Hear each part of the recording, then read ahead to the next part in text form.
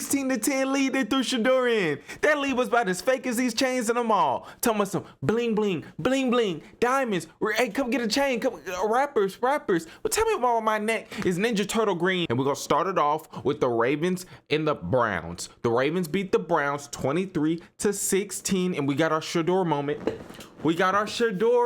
And when I say we, I'm saying as fans. We all knew Dillon Gabriel wasn't it. Browns fans, football fans, we all knew Dillon Gabriel wasn't it. We don't know if Shedeur is going to be it, but we would rather have seen it rather sooner than later. Nothing against Dillon Gabriel, but he's just not good. He may be a backup quarterback, just like a future backup quarterback. That's still good. You're still getting paid. You get to jump in there and do your Jacoby Brissett whenever your starting quarterback goes down, but he's not the franchise. The Browns should not be 2-8. I know the memes. I know people like to be like, oh, the Browns are the Browns. The Browns are gonna Browns. But the Browns, quarterbacks aside, we ain't talk about the quarterbacks. The Browns had an A+ draft. The Browns had a A+ draft. What franchises can say they have their future running back, tight end, middle linebacker, which is one of the hardest positions to draft because you just don't know who's going to translate, and defensive tackle, all in the same draft? They have their future running back, they have their future middle linebacker, they have their future tight end and future defensive tackle all in the same draft. And they took a shot on a 3rd-round quarterback of Dillon Gabriel and a 5th-round quarterback of Shedeur Sanders.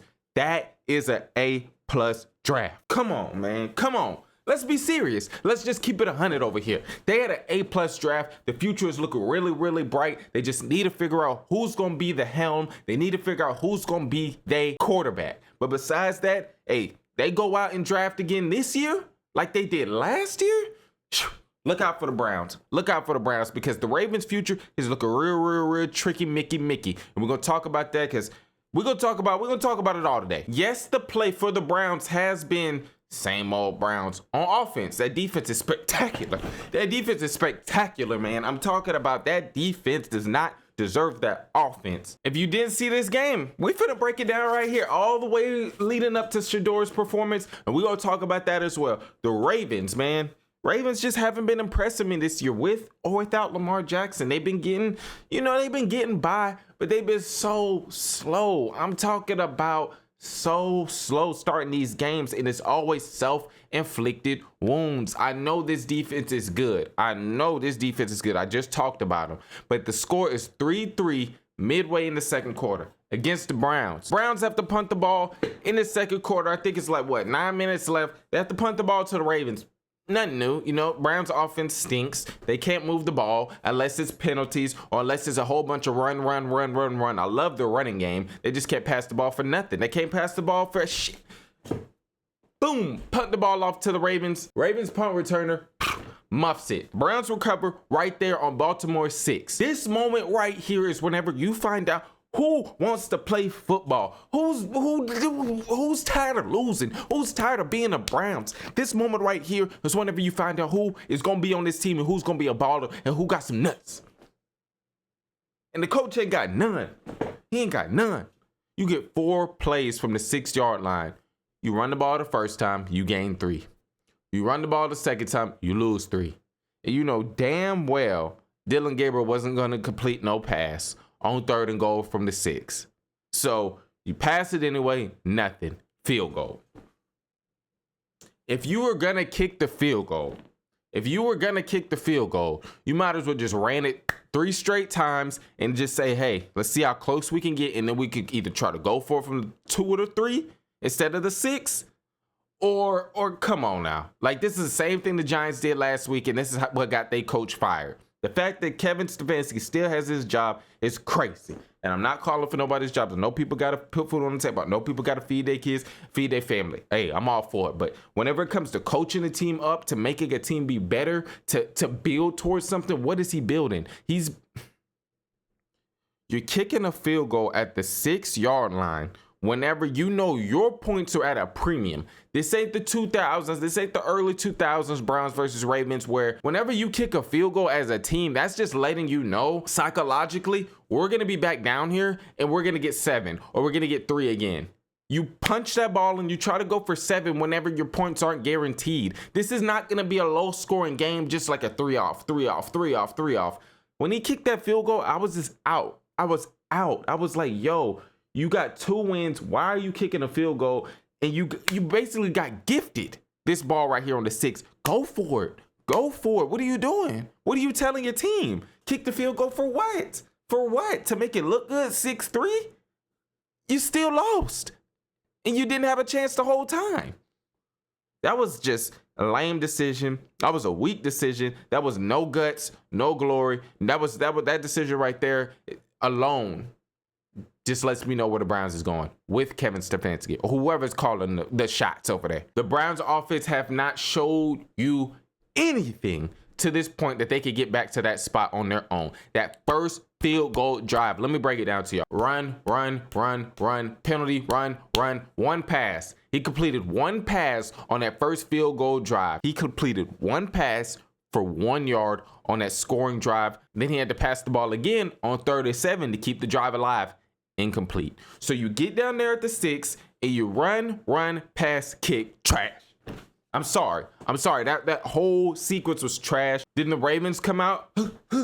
Pick. Lamar Jackson throws a pick right to the Browns defense. They run it all the way back because if they didn't run it all the way back, they weren't going to score off of that. They probably would have got a field goal out of it. They run it all, they run it all the way back. Touchdown. Now it's 13-6. No, it's 13-3 at this point right here, yo. Ravens drove so quick. I'm talking about no speed limit check. I'm talking about speeding ticket quick. Right after that pick 6, the Ravens drove right back down that field. Now it's 13-10. Now it's getting tricky. The Browns muster up some first downs to get a field goal right before the half. Now it's 16-10 going into halftime. Now watching that first half, there is nothing positive on the Browns side of things on offense that you could say, you know, you're working towards to go into that second half. They got a 16-10 lead against the Ravens, but their offense hasn't done nothing. It got gifted a pick 6, that's defense. It got gifted a muff punt, and it turned into 3. So really, all the Browns did was score 6 points off of 2 field goals in that first half. Yes, you see the score. The Browns score all 16 of their points in the first half. And that don't got to do with Shedeur. It does and it doesn't. It does and it doesn't. Now we finna get on to Shedeur. We're finna talk about this performance and we're gonna talk about this setup. Yes, I said that this was a set up on Shedeur. They set him up. They set Shedeur Sanders up. No excuses. Hey, I'm telling you right now, no excuses. He lost the game. But this is what they do. Y'all. They put you in a game where you're up. They put Shedeur in the game whenever they were up on the Ravens, up on the division rival, but knowing damn well everybody in their mama that was watching this game knew no matter what that score says, the Browns wasn't really winning. They wasn't really winning. I just broke down the whole first half for y'all. I broke down how they got their 16 points and how the Ravens only had 10 points. This is not a game where the Browns had any type of control, had any type of momentum, no matter what that score said. We all knew the Ravens had all the momentum. So they throw Shedeur in the game when they say, you're up, bro. You're up. We throw you in the game. Hey, you're up against the Ravens. You're up against a division rival. You got to bring us home. Nobody would have told you. Nobody would have told you that had a sober mind that the Browns were going to win that game with Dillon or with Shedeur for the whole game.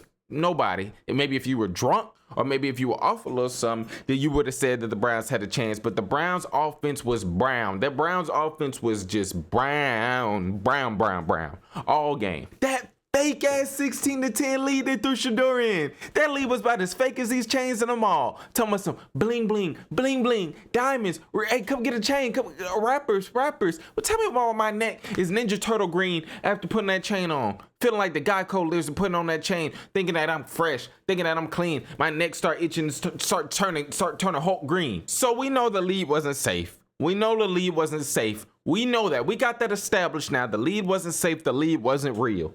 Shedeur comes out there in the third quarter, first drive. Had some nice passes in there, but all in all, having to punt. He took a mean sack. I'm talking about he took a nasty sack from Kyle Hamilton, and look what they did. Once I saw this, I said it's over. It's week 11. It's the Browns. They got 2 wins. They are brown. They are dookie. They are trash. And you got somebody sacking Shedeur on his first real NFL action. And during his celebration, I said it's over. It don't matter what Shedeur does. He's cooked. He's cooked. He's cooked. I knew right then and there. I said, hey, he's done. If the defense was already waiting to hit Joe Selly, a rookie, 5th round pick celebration off his first NFL action. That's the first thing they do once they sack you. I said, it's over with, Shedeur. I'm sorry. I don't know what you did. I don't know what Kevin Stefanski and the Ravens defense had cooked up, and they told, I don't know what. But this was a setup. I mean, what do you say once you see that? You just say GG. Good game. Good game, Ravens. Y'all won. At this point, they're playing with the utmost confidence. Once they saw Shedeur, everybody just got a boost of energy once they saw him come in the game. This was crazy. But boy, does Shedeur take some bad sacks, dude. Does he take some bad sacks? I know that was the knock on him. I know that patting the ball was an indication if he was going to throw it, and then him holding the ball on too long, trying to wait for something to like conspire downfield was another one of his flaws coming into the league. People said he held the ball too long and he patted. And boy, did he hold the ball just way too long. I mean, I know the offensive line didn't give him help on some of these drives, but bro, just throw the ball away. What are you trying to do? This defense is already off some type of enhancements that they saw you come in the game, and now they're playing with a whole different type of energy. Why are you holding the ball on so long? Why are you starting here once you get the ball, once you hike, and it ended up here? This is unacceptable. Just throw the ball away. Offense has already been struggling. You don't need to make it worse by making the punt longer. I know it's 3rd down. You want to make something happen, but that's not going to get it cut in the NFL. You got to have a mental clock in your head whenever you hike the ball. You got to know. I don't know what the time is. I'm not a quarterback. But if you're a quarterback, you've been playing quarterback long enough, you got to know. All the best quarterbacks have a timer in their head, knowing, like, I don't know if it's 5 seconds, if it's 4 seconds, if it's 3 Mississippis, whatever. They don't see it that first. Whenever they got protection, they don't just start running the other way and getting slammed and wham-bammed into the dirt, taking all of these unnecessary yard losses, man. I got Shedeur going crazy. Next game, if he starts, I got him going crazy. I don't know who they play, but I think he's going to have a good game. I think it's going to be a fresh slate, a fresh start.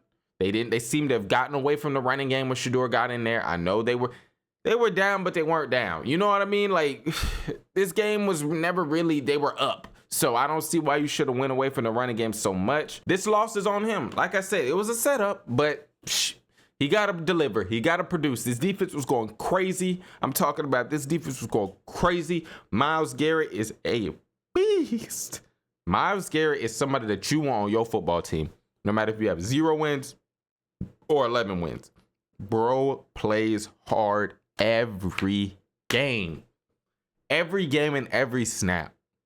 You see with teams, go watch some of these losing teams out here. Go see how hard they playing. Just go watch some of these losing teams. I'm a Saints fan. I got my eye on a couple players right now. I got my eyes on a couple players specifically.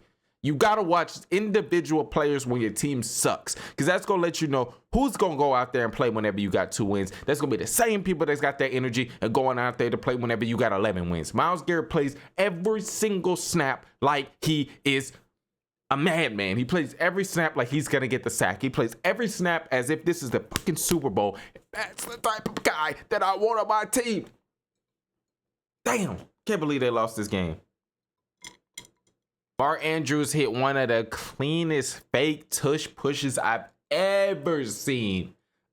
Whoever designed that, whoever called that up in the huddle, whoever drew that play out is a genius. And that's why them boys got jobs. Well, that's why them men got jobs. If you didn't see this, Mark Andrews lined up like this, like he finna do the tush push.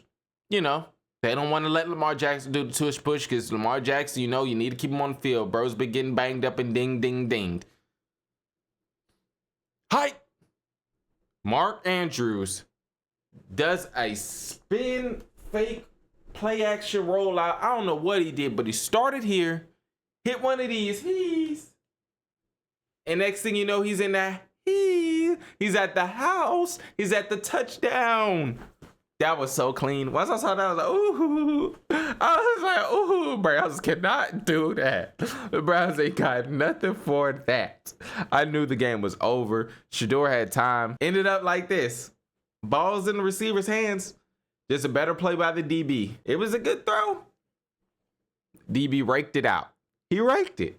His grandma told him to go rake. Go outside, rake them leaves up. Go rake them up. It's fall. And go pick up some of the pecans while you're at it. All in all, I give Shedeur's performance a C. C minus maybe. Had some good throws in there. Took a lot of bad sacks. I wouldn't give it a D because he was solid. He didn't necessarily lose the game, but he didn't win it. From the Ravens side of things, I mean, I know the Browns defense is good, but it's still such slow starts and it's still too much self-inflicted wounds over there for me to really be all in on them.